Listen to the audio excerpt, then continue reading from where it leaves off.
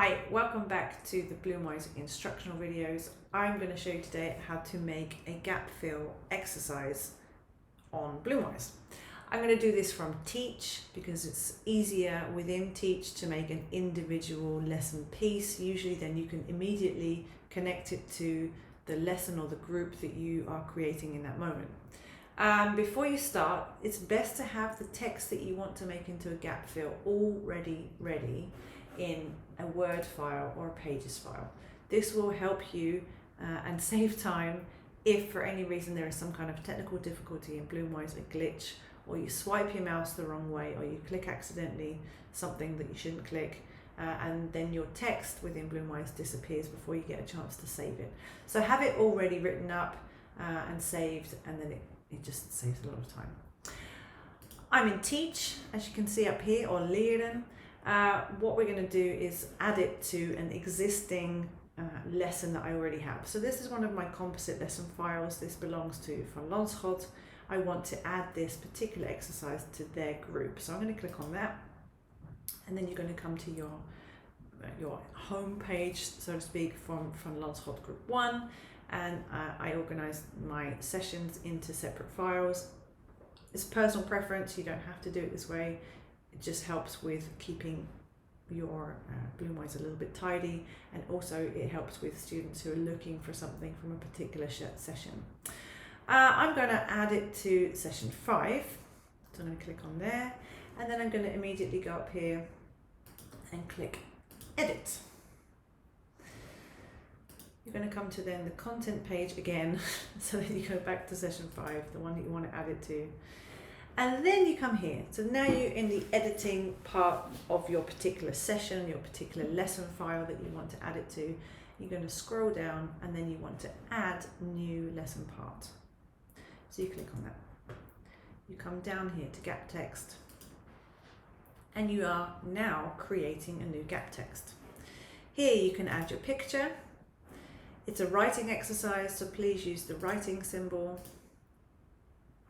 and give it a clear title. So start with what it is. It's a gap text, and this is a particular gap text on presentation vocabulary. Whoops. Giving it a clear title, giving it a clear image helps with organization. It helps to keep your media library neat and tidy, and if you choose to publish it publicly so that other trainers can use the material, then it also makes it easier to sift through what we're looking for. Okay, so then you are going to write a clear and thorough introduction. This also helps with other trainers. If they decide to use your material, it makes it clear what the goal is, it makes it clear how to use this exercise, but also it makes it clear to clients or students who, for whatever reason, haven't been there with for your explanation, or are sick and coming back to this file and they want to catch up on the work they missed or something like that. It just makes it easier to know what to do with this exercise. So once you've written your introduction or your instruction, you want to come down to here and click on Create New Text. Now this is where you get to, for the first time, add the text that you want to create into a gap text. So here is my original text here, and I want to use some of these phrases, so I'm just going to grab these, copy and paste, and add them to my text box. Now, as you can see, it saves you lots of time. You already have the formatting that you like, and if for any reason I accidentally click this box and I haven't clicked save, then I just have, my hard copy here, easy to get back to. Okay, click save. Here we go. Yes, it's fine. Now, as you can see, the text has turned blue. This means that this text is editable. So now your job as a trainer is to decide, what do I want to make into a gap fill? Which words do I want to erase for people to then have to fill in again? So that's your choice. Obviously, I'm just going to do it randomly just for the purpose of showing you how to do it. So as you can see, if you scroll over, you can click on individual words and they have a little line underneath. That means you can click on them. So I want to erase this phrase here, good morning. Now I want to erase 2 words. Let's show you how to do that. So you just click on it. You have the type, I'll tell you about these in a second, and the number of words. Now you can choose to have multiple words missing. So I want to have 2 words missing, and as you can see down here, you can see the words that will be missing. Now what's the difference between an input field and a multiple choice? Now an input field means that when you complete this exercise and you've made it, the person looking at the exercise is going to see a blank placeholder, a blank field here, like this box here, where they actually have to type in the text themselves. So let me show you that. So we want to have the word good morning, we want those missing. So I've chosen 2 words. The start letter and the end letter obviously is both G. If you want to, you can also just select a couple of letters that are missing. So I want to select these, so that way the students get a little bit of a hint of what they need to write. So you can choose the letters, so the starting letter and the ending letter, or you can just simply have the whole word missing. Let's go back to here. So now the whole word is missing. Now underneath, you can write in the correct answer. Maybe there is a second answer that you think as a trainer is correct. Good morning, let's say good day. Okay, so let's say that is also a possibility. You think, okay, good day is also a good alternative, a possible alternative. Then you just click correct here, okay? If you want to, you could add some predicted incorrect answers. It's a little bit harder to do with an input field because there are obviously hundreds and hundreds of possible wrong answers to an exercise. But if you choose to, you could write some feedback, and then when they get the incorrect answer notification, they'll also see your feedback. So for example, if it's a grammar exercise, you could give them the hints that you usually give them verbally during your sessions. So, for example, let's see what this looks like. So we want good morning to be missing. We've added the right answer, we've corrected it, we've added another right answer, we've added correct here, and now I want to save. It's going to be blue. That means when you look at your exercise in a second, you're going to see an input field. So let's click preview, and that means that you're going to see what your client's going to see. Now, here we go. We see a nice logo, we see a nice clear title here, and then we see the gap that you need to fill in as the client. To get back to the editing page, you just come up here and you click on your little cross here to exit. So that's how to do an input field, but what about when you want to do a multiple choice? So let's click on this word here. I want to erase this word, and now I'm going to go up here and click multiple choice. Now again, you can choose the amount of words that are missing, you can choose which letters could be missing, and then what you want to do down here is actually give them more answers to choose from. So using a multiple choice option means that you can already type in the wrong answers, and that's especially a nice exercise to use when you're doing grammar exercises. You can add, you know, predictable incorrect answers, and then you can kind of throw them for a loop a bit and see if they're really listening. So now you get to write in the incorrect answers. So obviously the correct answer in green here is welcoming. Now let's write in an incorrect answer to welcome, and then let's write another incorrect answer, welcome. So if you want to, you can add lots of answers. Maybe too many is, maybe more than 3 is a bit too many. So I tend personally to stick to 3 possible answers, especially when the text is a bit longer. So now here we go again, the input field, that blank box is a blue one. And now you know that this one is a multiple choice because it's purple. Preview up here again, let's see what it might look like. Now you can see there's a little drop down menu box here. You can click on that, and then you're going to see the possible answers that a client can select.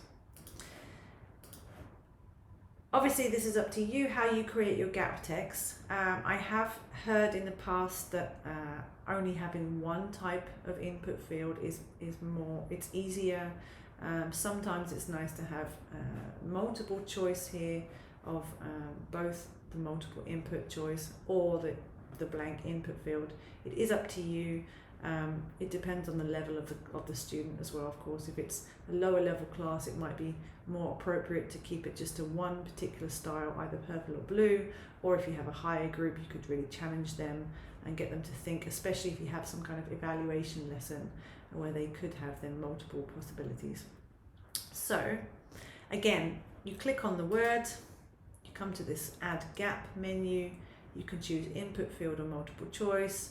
You could choose by having the whole word missing or just partial letters. One or more words could be missing, and then down here you can add the answer options if it's a multiple choice. If you want to, you can also write down some feedback. This is especially nice if you are doing a grammar exercise and you maybe know the group really well, or you have a lot of, you predict a lot of the answers that are going to probably come up, especially if you've been working with obviously the Dutch for a long time. You can probably predict some of the answers that they're going to choose or write down. It's great to just write a little bit of feedback, maybe in the 0 to 20%, that's their score, of course. You could write, oh, sorry to see a low score, go back and read that document again, or go back and read that website again. And as they get higher and higher, you can be more encouraging. And then in the end, you're a star, or wow, amazing, or anyways, something like that. So you've filled everything in. You can go down here and click next. And this is where we come to a second important page, the meta, the information. So what we're going to do here is we're going to tag it. So when you're tagging exercises, think about how is it going to be if somebody else is looking for an exercise like this. What is it that they're going to write in? So they're going to write gap text, they might write presentation vocabulary, presentation English, presentation tips, and you can just think of as many tags, appropriate tags as possible. The other thing I do we're asking at the TAL training as well, is that please could you tag the level. It makes it easier as well if somebody's looking for just general material for a particular level, especially the A1 or A2 levels and the C1 and the C2 levels. So you've tagged it, you've added a description here, and this description is not for clients, it's actually for yourself and for other trainers. It gives a quick overview for a trainer sort of scrolling through the library to figure out, what am I looking at? What is this appropriate for me? It saves time for other people as well, and also for yourself if you create a lot of material. So let's just add a couple. Presentation vocabulary, presentation tips, presentations, business presentations, and the rest of it. A1, A2, I think it would be appropriate for that level, just as an example. And then you want to go to settings. If you want to, you can just click next here. You can just jump straight to summary by clicking on this one here. Oh, sorry, publish settings we also need to do. So go to publish settings. It's very important to remember, please make it visible for yourself. And if you want to make it visible for the other trainers, please only do so if you really truly think that this has never ever been created before. This is something brand new. If you go to the media library, you will very quickly see that there are almost 3,000 individual exercises for English training and also German training too, included in that 3,000. So there is a lot of material for the English speaking training community already. If you think this has not been done yet, I've not ever seen an exercise like this before, then by all means add it to the media library with an appropriate logo, appropriate title, and also please an appropriate tags and description for other trainers. But I know that this is only going to be for a couple of students, so it's just something quick I made. I'm just going to publish it like that. Click next, click publish, and there you go. You are now in business. So here is your presentation vocabulary. If you want to use a if you want to use a gap text to check the understanding of a student's listening when they're watching a TED Talk, I'm going to show you how to do it now. So you find your TED Talk, TED.com, and oh, here we go, look at this fantastic video. You really like this video, you really want to use it with a client, and you really want to make an exercise to go with this video. So you've obviously made an exercise, you've uploaded the video to Bloomwise, and now you can make the transcript into an exercise. So here you've got a button here on TED.com underneath the video, read transcripts. And then what you can do is just copy and paste it. It's a little bit of work. Let's have a look. So you copy and paste the text here. And you go to your text. And now you've created a blank file. You paste your text, and obviously you can edit the stuff out here. And now you've got the transcript from a TED Talk video that you can add to a gap text. So this is a really great way to use interactive material like TED Talks in your lessons, also for homework.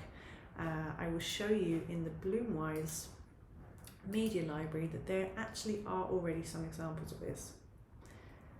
So in the media library, if you organize your media library by title, you will see that there's a file called 1U TED Talks and Videos.